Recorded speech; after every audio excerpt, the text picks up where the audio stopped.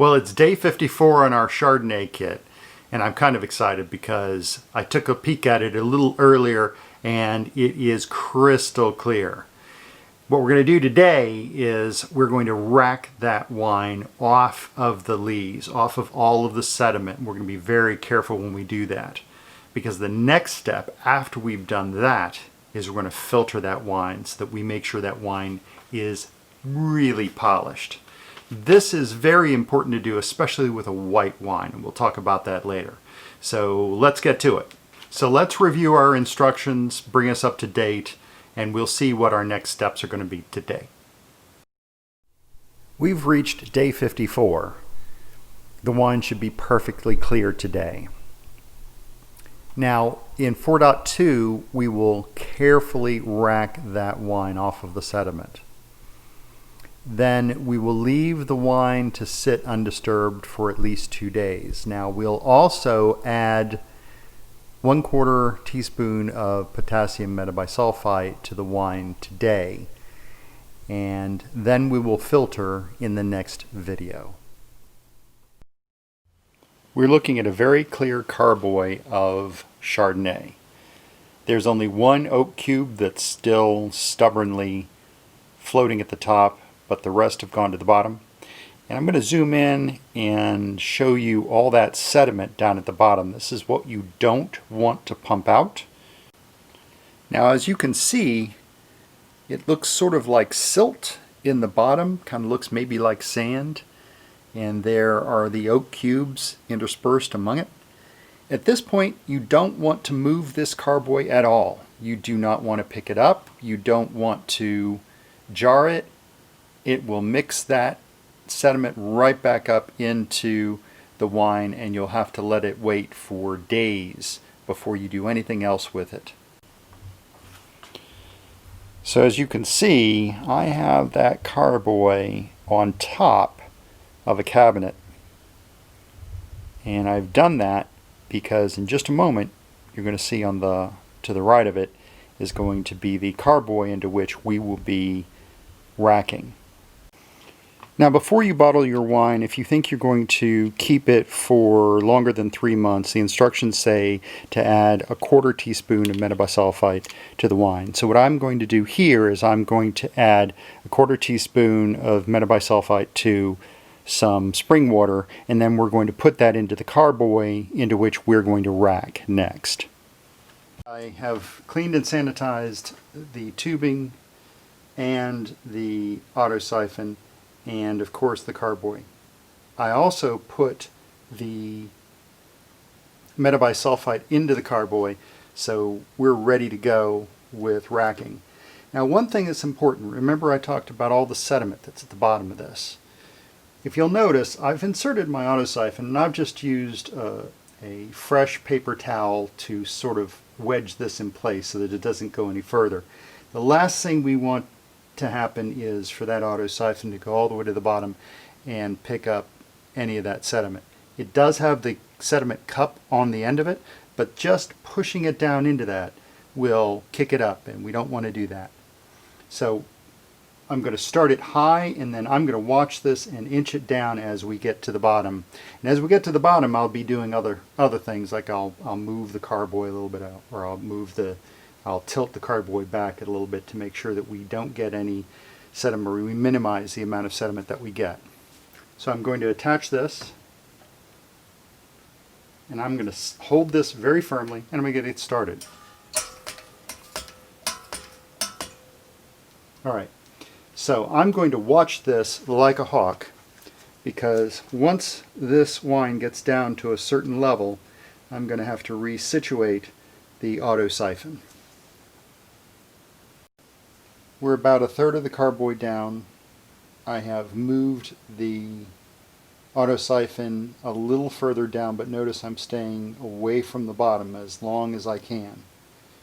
And if you notice in the carboy below, we're really getting beautiful, beautiful wine. I'll zoom in on that for you.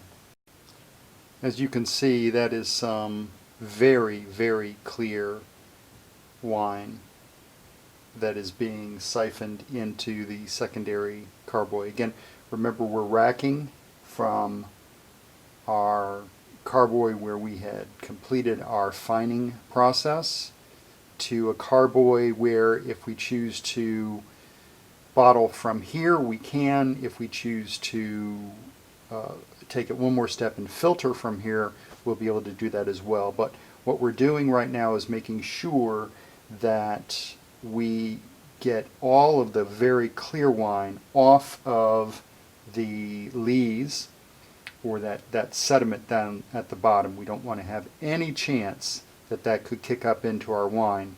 And if you tried to bottle from this carboy today, if you try to bottle from the carboy we are racking from, you would no doubt kick up some of that sediment and get sediment in your bottle. So you don't want to do that. You can see that we are getting close to the bottom. I keep sneaking this auto siphon further and further down, being very careful to make sure that it doesn't hit the bottom.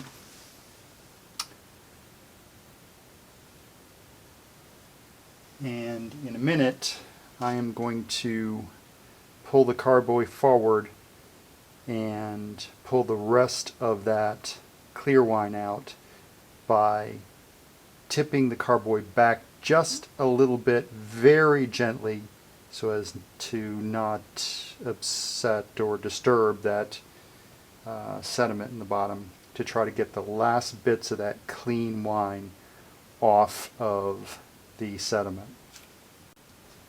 And here you can see that I've tipped back just slightly, and just that little bit of movement has kicked up some sediment in the bottom, and I'll probably end up getting some of that sediment in this carboy, but you know, it'll be okay because we're going to let this sit for 2 days before we bottle from it.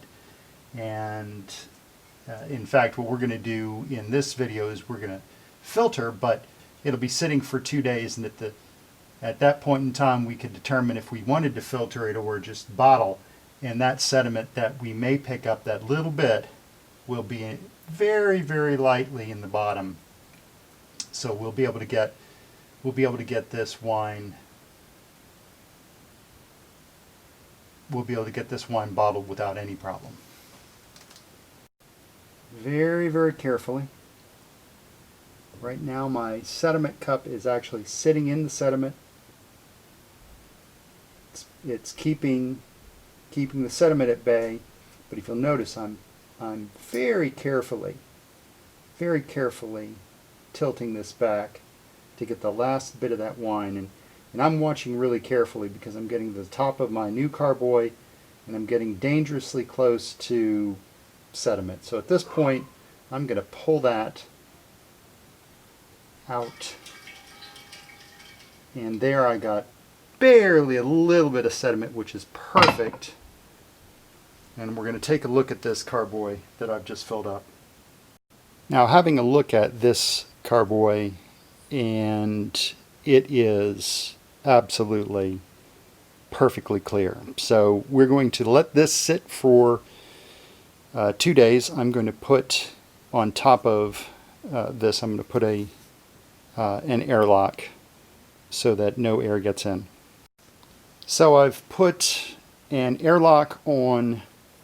You don't have to, you could put just a solid bung, but I decided to put an airlock in because I added metabisulfite, which could throw a little bit of gas off, and I don't want the bung to pop out. So this will allow any residual gas inside to escape, but it won't let any air in. Now notice, it's important, we're pretty high. We've got some good headroom, a very small amount of headroom here. That's good. The less headroom you have, the best. The less you have, the better. But this is really good. This is actually a slightly smaller carboy than the other carboys that I use. This one holds just a little less, but this is good because this is one I like to finish with. This is the one we will either bottle directly from or we will filter. Okay, to recap, we just went from what was day 15 clearing, 3.7, which was the step where we continued the clearing process based on what the chart said. We reached day 54, we're in our 7th week, and we've moved to step 4 by racking the wine from the carboy where we did the clearing to a fresh, clean, sanitized carboy where we are going to let that wine sit for approximately 2 days before we choose to bottle it, or I think we are going to go through the process of filtering it. Well, to recap, you saw how we were able to rack that wine off of the sediment and not really pick up any sediment in the secondary carboy. Now that's a very, very clear wine. The next couple of days, anything that did transfer over from a sediment perspective will certainly drop to the bottom, but we'll determine in 2 days on day 56 whether we're going to filter or whether we're going to just go ahead and bottle. Now what's important about this is if you think you're going to keep this wine for maybe a year or two, it's probably a good idea to filter it at this point, because any sediment, any tannins, anything that's left in that wine is going to throw. We call it throw in the wine industry. It's going to throw sediment in the bottle, and we don't want that. So when you hold up a bottle of Chardonnay, you want it to be crystal clear. So I'm going to recommend that we filter this wine in the next video. So look forward to that. That's going to be the next video that we do. Again, thank you for joining us for Making Wine at Home. Well, before I forget, I normally close out my videos by saying cheers, have a glass of wine today. Well, this is a Chardonnay that I had bottled in 2018. It's 2020 now. And it is very clear. It's got a beautiful crisp character to it. It's a very nice wine. And I made it with a kit that is similar to the kit that we're doing in this video series. So let me say it to you again. Have a glass of wine today, because one day very soon, maybe in about 3 months, it'll be a glass of wine that you made. Cheers.